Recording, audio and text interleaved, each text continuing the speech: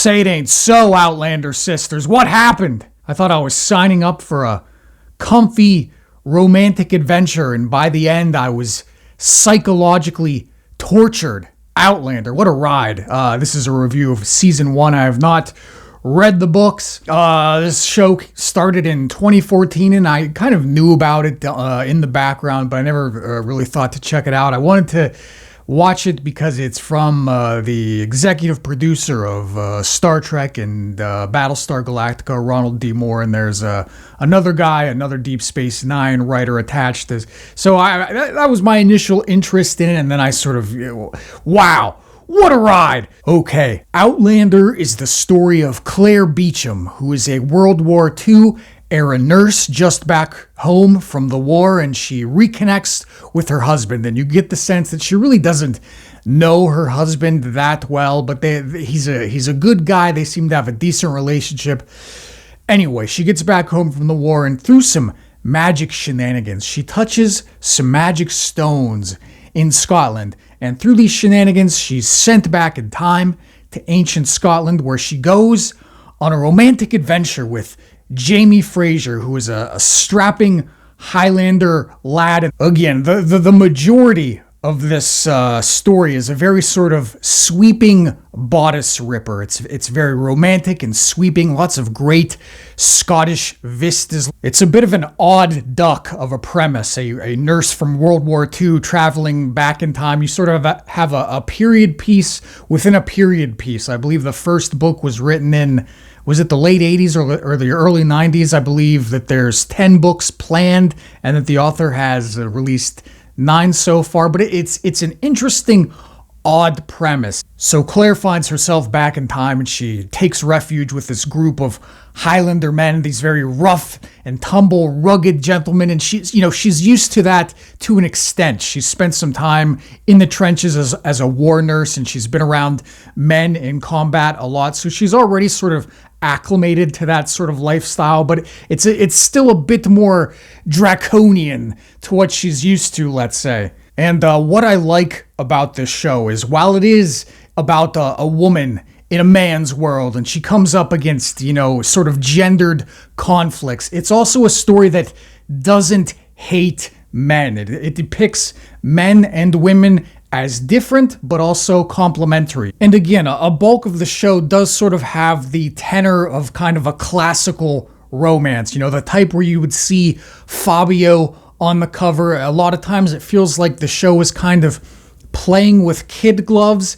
In a sense, there's like 2 instances where Claire is almost raped, and either, Jamie saves her or she stabs the guy and manages to save herself. You feel sort of like a sense of, again, the show is almost seems to be playing with kid gloves of like, nothing too bad is going to happen to Claire, nothing too bad is going to happen to Jamie until we'll get to it in a minute, but until that all goes out the window. But anyway, Claire and this strapping young Highlander gentleman, they eventually get together. She's stranded back in time. There's also a bad guy who looks exactly like her husband, and she's in a world she doesn't understand. She's after security and protection. And so there is this sort of sense of conflict of, should she betray her husband? Is she an adulteress? Is she committing infidelity? But it's really sort of understandable. It's sort of, she's not a perfect character, but it's not like you're unsympathetic to her plight. And plus Jamie is so daggone handsome. Jamie is just so suave and handsome and charming. It's very much a lot of it seems like a kind of wish fulfillment, like it's kind of a feminine wish fulfillment of this strapping, virtuous gentleman. He's going to protect you from danger, but you're still going to retain your autonomy and your sense of dignity. I think episode 11, where Claire and Gayless go to trial for being witches, I think that's really an episode that really sort of crystallizes this idea that you can have women who have agency and who are heroic and brave without them being kind of ass-kicking girl bosses. This episode in question, Claire has an opportunity to kind of disavow Gaylist, to say that, oh, well, she bewitched me, and I'm not at fault. She's the one who did this to me. And so, she could have her take all the blame, then she could get away. But Claire chooses not to disavow Gaylist, to say that, if she's going down, I'm going down too. And that paints a character who's moral and righteous and heroic. But again, she doesn't karate chop or kick her way out of a situation. She's very much in a man's world, kind of in all that entails. It's a world of danger and warfare, and she's sort of physically disadvantaged, but she's still very much the main character, and she's still very much an active protagonist, and given all these opportunities to be gallant and courageous. She's a healer, she's a nurse, so she's able to help people. And I appreciate that about the show. The show has great costumes and art direction and scenery, and Jamie and Claire have great chemistry, and all the cast in general is very great and very engaging. I would say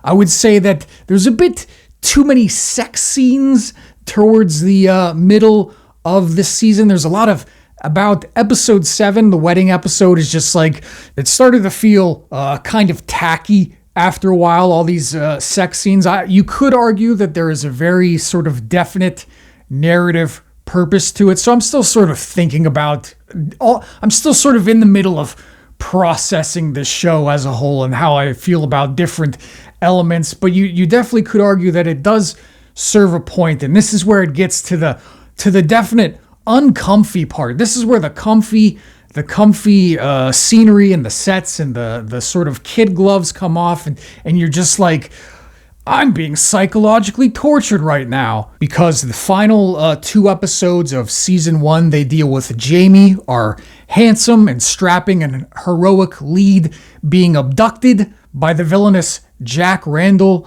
and then being raped and sodomized. And this is where you're just like, damn. Now, I would say I have a pretty strong threshold for shock. There's not many things in movies or TV that make me like go, wow. I've been around the block. I've seen Martyrs. I've seen a Serbian film. So there's not a lot that like shocks me. But these scenes with Jamie, where it just kind of takes this, you really sort of have this conflict between kind of ultimate good and ultimate evil. Like, there's not much of a gray area with either of these characters. And to see Jamie, especially when it gets to the latter, it's a whole arc. It's a whole male sodomy arc. And when it gets to Jamie being kind of psychologically tortured into being not necessarily a willing participant, but just kind of, it's just, I still don't know quite how to think of it, because again, you've got all these instances where Claire is put in a similar situation, but is rescued at the nick of time, and so it seems like it seems like the show is playing with this safety net a lot of times. Again, kid gloves, sort of a safety net of like, well, Claire's not going to get raped. She's in a world where there's rapacious thugs all around her, but Jamie's going to show up in the nick of time. So it's kind of weird when the safety net just kind of abruptly goes away when it comes to Jamie. But again, I do think that's part of the point. I think that's like something that the author was trying to impart about sexual violence and kind of gendered anxieties. It shows Jamie making this kind of ultimate sacrifice in a way that is very atypical of his gender. Him being a man, a rough and tumble man, ready to go to battle at any moment. It's if he were to die for Claire, if he were to get grievously injured for Claire, if he were to get his hand chopped off, if he were to die, in some sense, it is again, that's his highest sacrifice, but it's sort of a very sort of automatic, sort of masculine thing, whereas he has to go through this more typically feminine terror. Anyway, Outlander, it's a very comfy show until suddenly it gets very uncomfy very quickly. I'm excited to check out season 2, see where it goes next, see how the tone evolves, see if it like maintains this kind of sweeping romantic tone, or if it gets more dark or edgy, if it tries to do this blend of the two. I don't know. Outlander, season 1. Okay, goodbye.